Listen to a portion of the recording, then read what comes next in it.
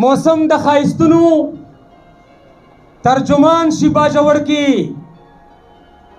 جانان که د هیڅ چا نه وي جانان شي باجوړ کې چې ته یې نشلوې زما د ګریوان څه مطلب دی چې ته یې نشلوې زما د ګریوان څه مطلب دی چې زه یې نه راوړم بیا ستا د پیزوان څه مطلب دی چې ته یې نشلوې زما د ګریوان څه مطلب دی چې زه یې نه راوړم بیا ستا د پیزوان څه مطلب دی او لازمي نه ده چې محبوب دی انسانانو کې وي لازمي نه ده چې محبوب دی انسانانو کې وي مینه پکار ده خامخا د جانان څه مطلب دی د امام منظر صاحب په دغه خوندورو شعرونو باندې هماغه ته بلنه ورکوو چې راشي او خپل تاثرات وړاندې کړو څه شعرونه هم وړاندې کړي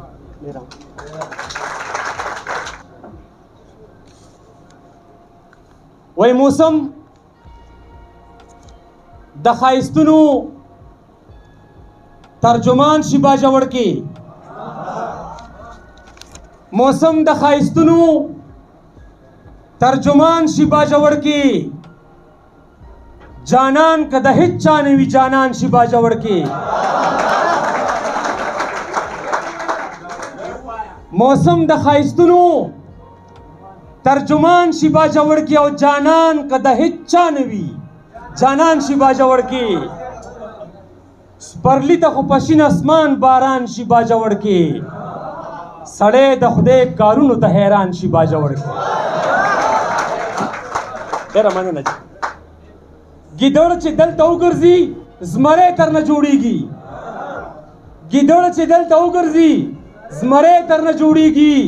پنجاب نه اجړه راوله چې ځوان شي باجوړ کې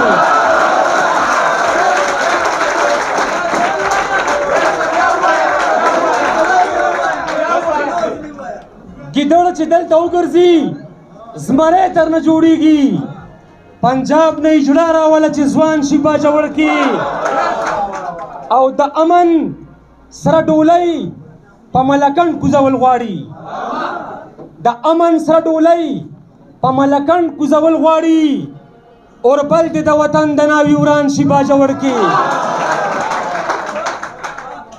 سرکاره قیوم خان د ځان نه مه جوړوه ماته سرکاره قیوم خان د ځان نه مه جوړوه ماته زما بچے بچے به باچا خان شي باجوړ کې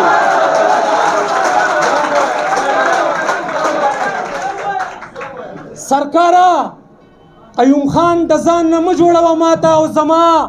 بچے بچے به باچا خان شي باجوړ کې او د وخت نوی ملاله جوړې دلته پیدا کیږي د وخت نوی ملاله جوړې دلته پیدا کیږي بنگړي دي تر سبا پورې ارزان شي باجوړ کې دا غرونه دا نخترې تلاوت کوي لګیا دي دا غرونه دا نخترې تلاوت کوي لګیا دي قسم دې چې کافر مسلمان شي باجوړ کې دا غرونه دا نخترې تلاوت کوي لګیا دي قسم دې چې کافر مسلمان شي باجوړ کې ته ساز تپی ته جوړ که ملالۍ نو بیا به ګورو ته ساز تپی ته جوړ که ملالۍ نو بیا به ګورو کېدی شي تا نه مخکې یا قربان شي باجوړ کې